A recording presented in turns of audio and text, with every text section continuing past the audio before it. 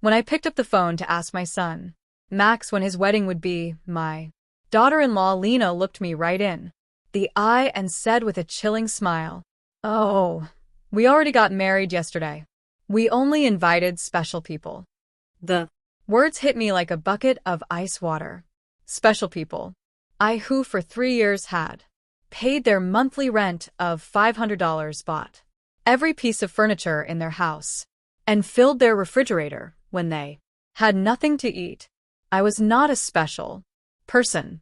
I stood there, in the living room of my own house, holding the phone as if it weighed 1,000 pounds, watching my son avoid my gaze while Lena made herself comfortable on the sofa I had bought for them. The pale pink dress I had picked out for her wedding hung uselessly in my closet, along with the new shoes and the illusion of being part of the most important day of my only son's life. I had spent $200 on that dress, thinking about how nice I would look in Max's wedding photos, photos in which I would never appear.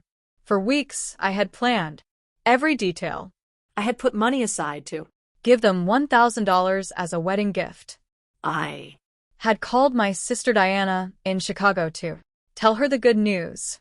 I had cleaned my house from top to bottom, thinking they might come celebrate with me after the ceremony. All of that collapsed in a second with those 4 poison words. Only special people. Max finally lifted his gaze and said in a rehearsed sounding voice, "Mom, it was an intimate thing, very small, just the 2 of us and the witnesses." But I knew it was a lie. I saw the photos on social media. I saw Lena's parents proudly posing next to the bride and groom. I saw her siblings toasting with champagne.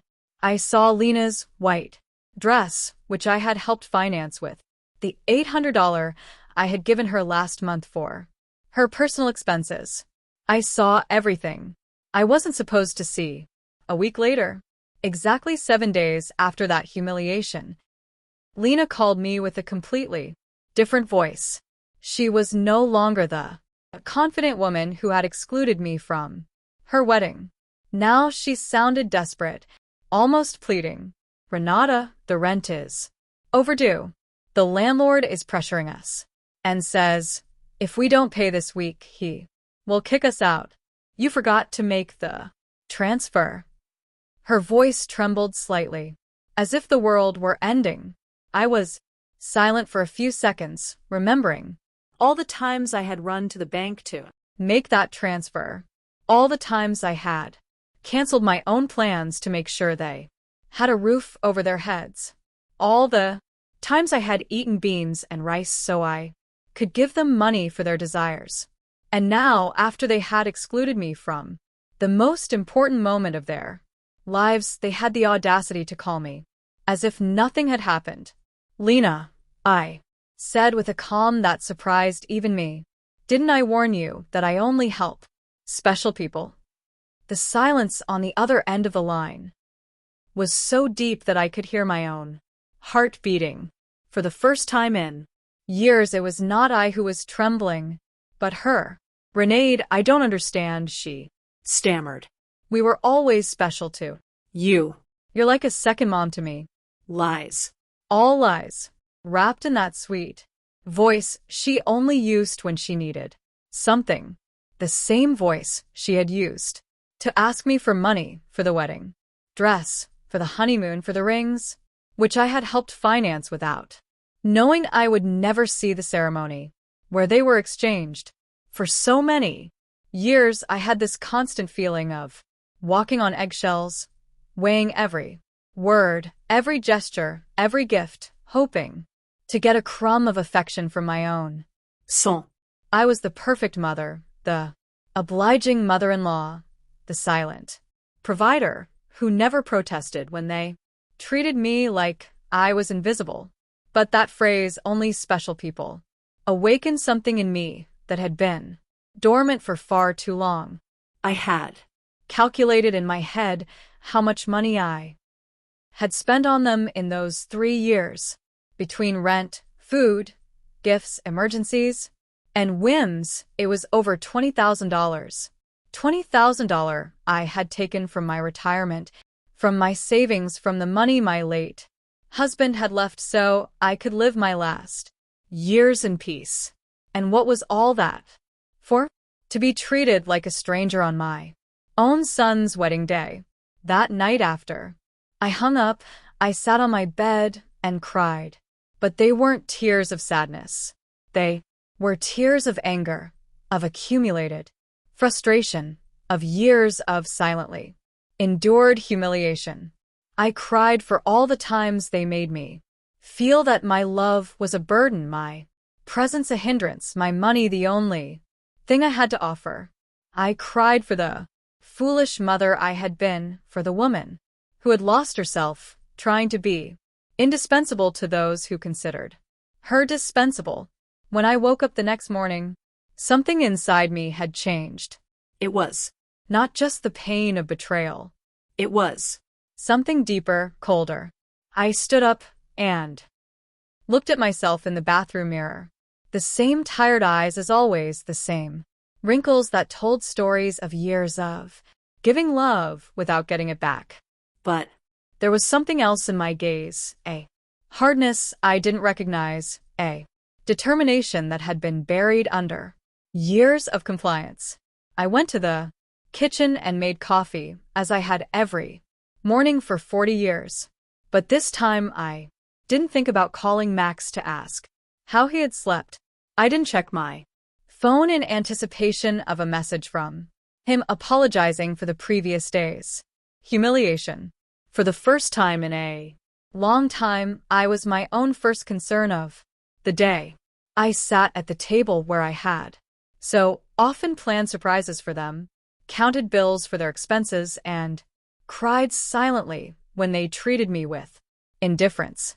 Now this table would be a witness to something completely different. I took out my checkbook, my bank statements, and started to do the math. I wanted to see in exact numbers the extent of my own foolishness. Monthly rent of $500 multiplied by 36 months was $18,000. Food and supplies approximately $200 a month was another $7,200. Birthday gifts, Christmas gifts, anniversary gifts, at least $3,000. Lena's medical emergencies, $800. The car loan they never paid me back, $2,500. The air conditioner repair in their apartment, $600. The living room furniture, $1,200. $33,400. That was the exact sum of my generosity. $33,400. I had wasted from my husband's inheritance, from my pension, from the savings I had put aside penny by penny for decades of honest work. All that money thrown out the window to keep two adults comfortable who couldn't even pretend to respect me. The phone rang, and I saw Max's name on the screen.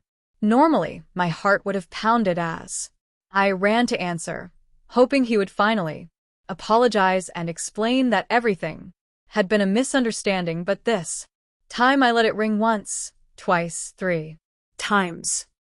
Finally, it fell silent and I continued drinking my coffee as if nothing had happened. 10 minutes later, it rang again. This time it was Lena. I let it ring, too. Then a text came from Max. Mom, please answer. We need to talk. I deleted the message without replying. At 2 o'clock in the afternoon, I decided to go for a walk. I hadn't done that in months, without a specific purpose, without an errand related to them. It was always the bank for transfers, the supermarket to buy them something they needed, the pharmacy for Lena's medications. Today, I went for a walk just because I wanted to. I walked past the park where I had often taken Max as a child. I remembered that sweet boy who hugged me tight and said I was the best mom in the world. When had he become this man who treated me like an ATM with feelings? When did I start confusing love with money? When did I start to believe I had to buy my own son's affection? At the bank, where I had so often made automatic transfers, I stopped in front of the door. The branch manager, Mr. Clean, saw me through the glass and waved.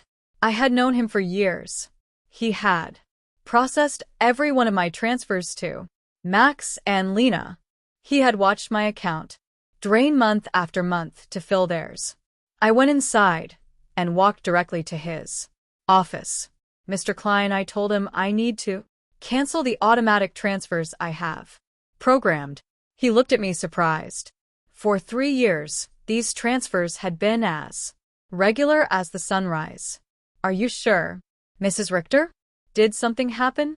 His concern was genuine, more genuine than any interest Max had shown in me in recent months. What happened is that I finally opened my eyes. I replied, I want to cancel everything, and I also want information on how to protect my accounts.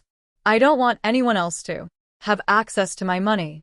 While Mr. Klein processed the cancellations, my phone didn't stop ringing. Muksh, Lena, Muksh. Again. It was as if they had developed radar to detect when their source of income was in danger. I turned the phone off completely. Mrs. Richter, Mr. Klein said as he handed me the papers. I apologize for intruding, but in all these years I have seen you be very generous with your family. I hope you are not being pressured to make these changes. His words touched me deeply. This man, who barely knew me beyond bank transactions, showed more genuine concern for my well-being than my own. So, I'm not being pressured, Mr. Klein. On the contrary, I have finally stopped pressuring myself. When I left the bank, I felt strangely light, as if I had left an enormous burden in that office. For the first time in years, my money was entirely mine. I had no financial obligations to people who saw me as a resource instead of a person. I went home and thought about all the things I hadn't done to please Max and Lena, the trips I hadn't taken to save money for them, the friends I no longer saw because I was always available for their emergencies, the hobbies I had given up because every dollar I spent on myself was $1 less for their needs. I hope you are not being pressured to make these changes. His words touched me deeply. This man, who barely knew me beyond bank transactions, showed more genuine concern for my well-being than my own. So, I'm not being pressured, Mr. Klein. On the contrary, I have finally stopped pressuring myself. When I left the bank, I felt strangely light, as if I had left an enormous burden in that office. For the first time in years, my money was entirely mine. I had no financial obligations to people who saw me as a resource instead of a person. I went home and thought about all the things I hadn't done to please Max and Lena, the trips I hadn't taken to save money for them, the friends I no longer saw because I was always available for their emergencies, the hobbies I had given up because every dollar I spent on myself was $1 less for their needs. When I got home, I found 3 cars parked in front of my door, Max's, Lena's, and one I didn't recognize. I could see movement inside my house through the windows. My blood ran cold. They had keys. I had given them keys because I trusted them, because I thought they would one day take care of me just as I had taken care of them. I took a deep breath before opening the door. It was time for the first real confrontation of my new life. I opened the door to my house and saw a scene I will never forget. Mokshvash, sitting on my sofa with his head in his hands. Lena was pacing back and forth like a caged animal, and an older man I didn't know was going through papers on my dining table. My papers, my personal documents. What is happening here? I asked in a voice that sounded louder than I expected. All three of them looked at me, as if I were the intruder in my own house. Lena was the first to speak, and her voice had that desperate urgency I had already heard on the phone. Renata, thank God you're here. We need to talk. Mr. Fisher is from the law firm we consulted about your situation. My situation? The question came out of my mouth with a calm that surprised me. What situation? I'm doing perfectly fine. Max finally lifted his head and looked at me with those eyes that once belonged to an innocent child and now only reflected financial panic. Mom, we went to the bank and they told us you can lead all the transfers. Mr. Klein explained that you also blocked our access to your accounts. We don't understand why you did that. Mr. Pfizer, a man in his 50s in a gray suit and a smile that didn't inspire confidence, approached me with an outstretched hand. Mrs. Richter, I am Dr. Pfizer, a family law attorney. Your children are concerned about your mental well-being and have asked me to assess the situation. I didn't shake his hand. Instead, I went directly to my dining table and collected all my documents that he had been reviewing without my permission. These are my private papers. You have no right to look at them without my consent.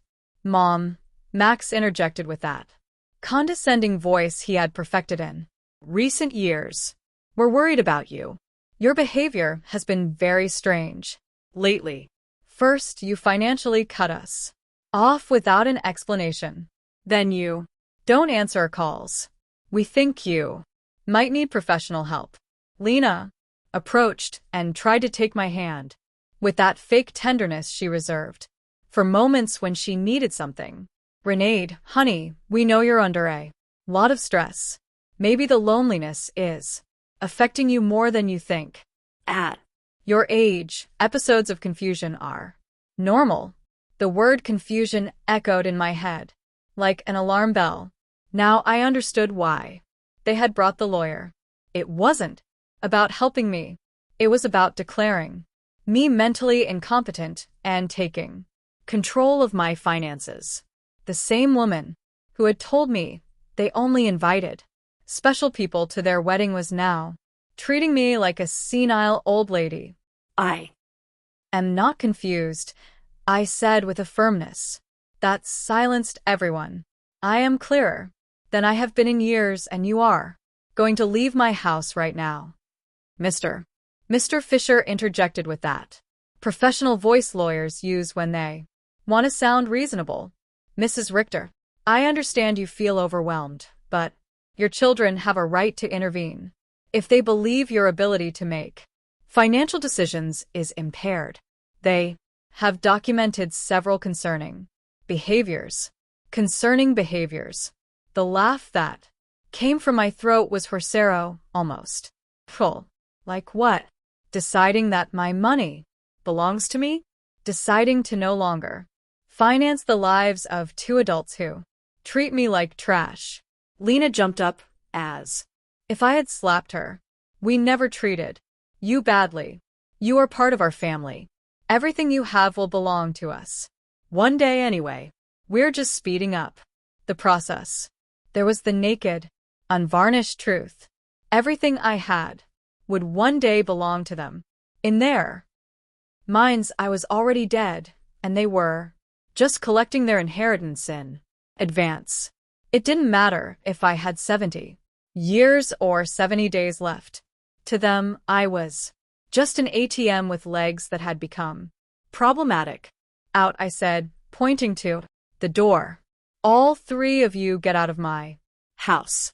Max stood up with that angry, childlike face he made when he didn't get his way. Mom, we can't just leave. We have obligations. The rent, the car, payments, the credit card you co-signed for. You can't just cut us off from one day to the next. I can't. My voice rose. For the first time in the entire Conversation. Who says I can't? For years, I have paid rent that wasn't even in my name. I filled a refrigerator in a house where I was not welcome. I financed a life that clearly had no place for me.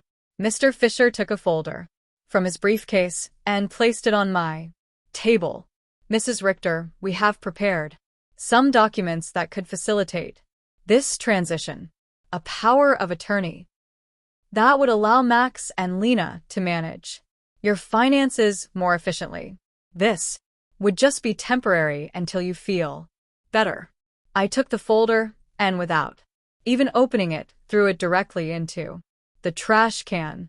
The only transition that is going to happen here is yours to the front door. Lena started to cry, but they weren't tears of sadness. They were tears of frustration, of contained rage. You can't do this to us, Renee. We were counting on you. We made plans based on your support. We bought things. We took on financial obligations because we knew we could count on you. Obligations based on my money, I replied. Not on my well-being, not on my happiness, not on my company, just on my money. And now that I have decided that my money is better used in my own life, I am suddenly a confused old woman who needs legal guardianship. Max tried to approach me, but I took a step back. He was no longer the boy who ran into my arms when he had nightmares. He was a 35-year-old man who saw his mother as an obstacle between himself and a comfortable life financed by others. Mom, we made mistakes, he said, in a voice that was supposed to sound remorseful. The wedding was a misunderstanding. Lena was nervous. I was under pressure. We can fix this if you just become reasonable again. Reasonable? The word tasted bitter in my mouth. Being reasonable means continuing to pay for your life while you treat me like a stranger. It means pretending it doesn't hurt to have been excluded from the most important day of my only son's life. Mr. Fisher packed his papers with the efficiency of someone who is used to having proposals rejected. Mrs. Richter, this is not over. Your family has legal options. If you are indeed making irrational decisions due to mental health problems, a judge can determine that you need guardianship. His words were like a blow. I realized this was not just a manipulative family visit. It was a real legal threat. They wanted to declare me incompetent to manage my own affairs. Mr. Fisher, I said, looking him directly in the eyes, I suggest you do your research thoroughly before you threaten a 71-year-old woman who has managed her finances flawlessly for 40 years, who raised her son alone after the death of her husband, who ran a household and worked honorably until retirement, and who until last week financially supported two completely capable adults. Lena stopped crying and looked at me with a coldness that finally showed her true face. This won't stay like this, Renati. We have rights and lawyers too. Perfect, I replied. Hire all the lawyers you want, with your own money, of course, because mine is no longer available to finance your legal tantrums. The three of them walked to the door with the wounded dignity of people who are not used to being told no. Before he went out, Max turned to me one last time. Mom, this is going to end very badly for you. You're going to end up alone with no one to take care of you when you really need it. Max, I said, with deep sadness, but also with crystalline clarity, I am already alone. The difference is that now it's by my own choice, not by your neglect. As I closed the door behind them, I stood in my living room, surrounded by the most beautiful silence I had heard in years. It was the silence of freedom. That night, I couldn't sleep, but not out of sadness or regret, but out of adrenaline from having reclaimed control of my own life. I lay awake in bed, planning my next steps like a general. preparing for a battle. If Max and Lena wanted to fight, I would give them a Va. but it would be a war I would fight. With intelligence, not with emotion. At 6 o'clock in the morning, I was all ready, dressed and ready to go. The three of them walked to the door with the wounded dignity of people who are not used to being told no. Before he went out, Max turned to me. One last time. Mom, this is going to end very badly for you. You're going to end up alone with no one to take care of you when you really need it. Max, I said, with deep sadness, but also with crystalline clarity. I am already alone. The difference is that now it's by my own choice, not by your neglect. As I closed the door behind them, I stood in my living room, surrounded by the most beautiful silence I had heard in years. It was the silence of freedom.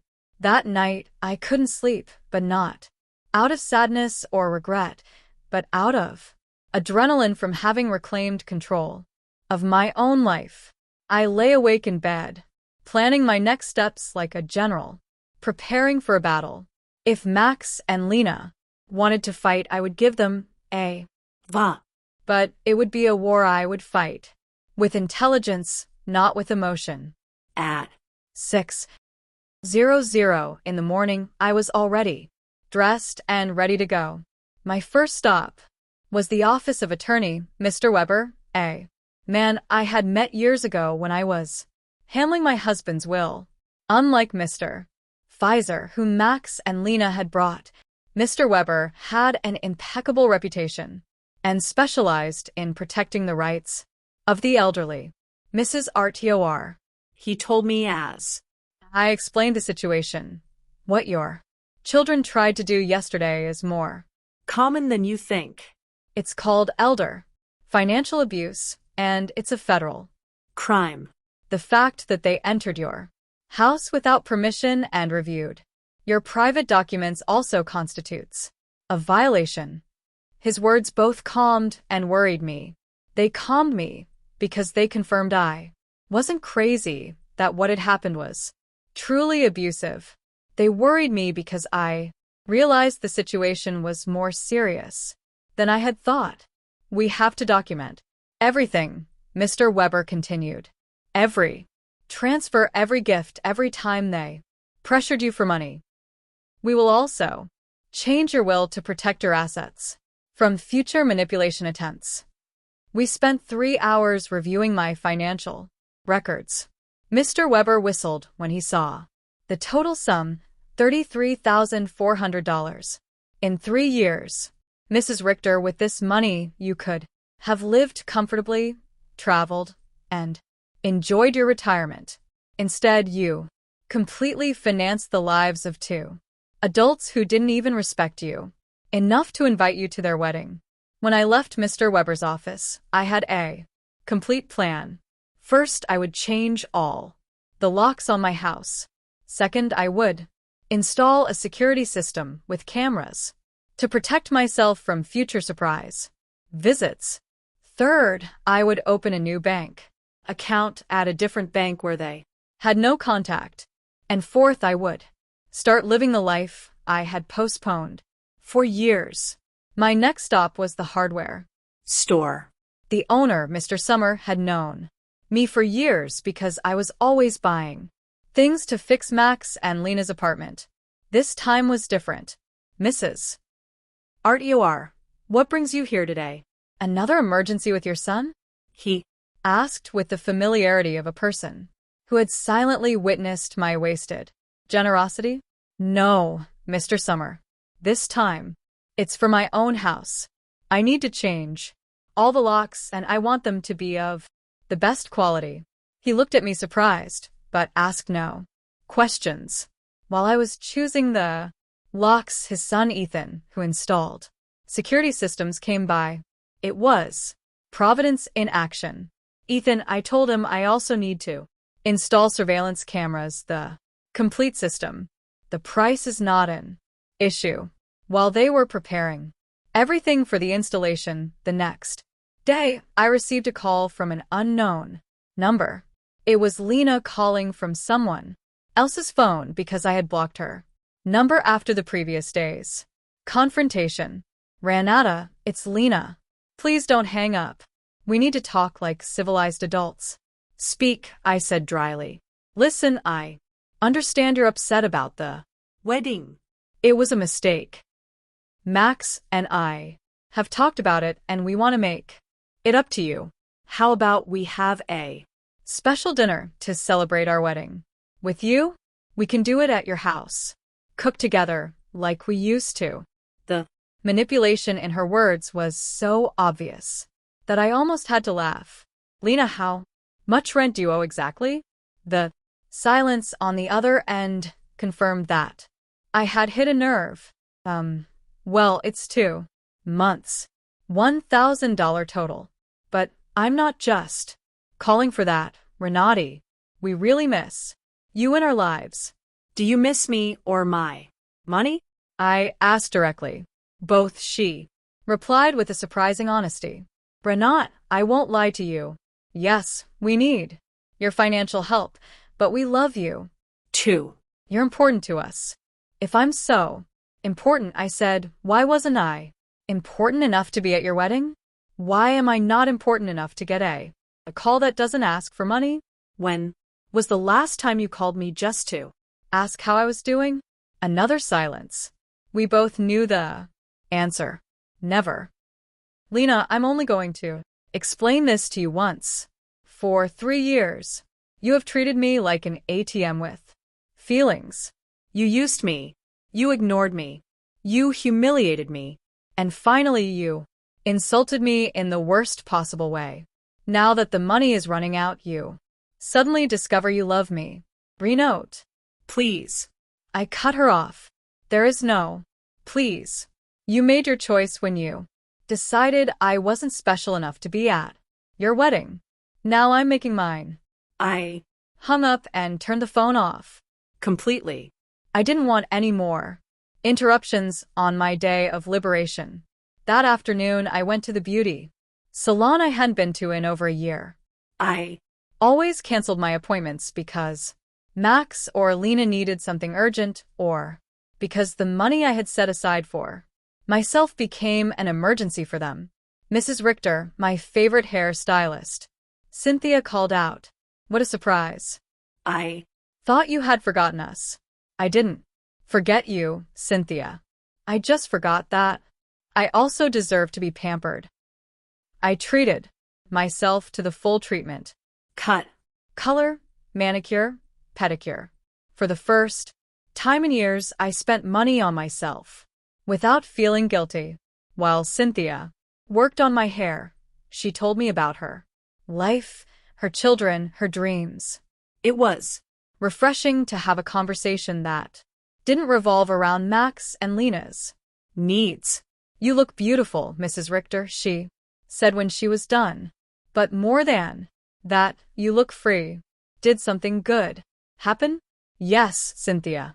I finally learned to say no. When I got home that afternoon, there was a car in front of my door that I didn't recognize.